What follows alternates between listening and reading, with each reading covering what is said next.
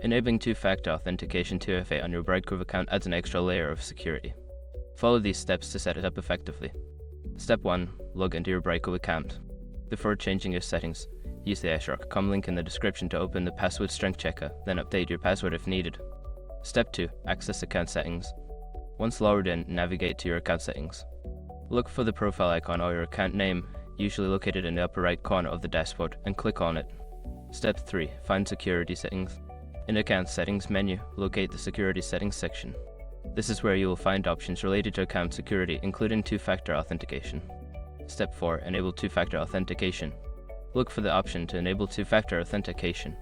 Click on it, and you may be prompted to choose your preferred method of receiving the authentication code, such as via a mobile app or SMS. Step 5. Confirm and save changes. After selecting your preferred method, follow the prompts to complete the setup.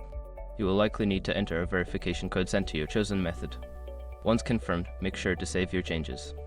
By following these steps, you can successfully enable two-factor authentication on your Brightcove account, enhancing your security. Always remember to keep your authentication method secure and updated.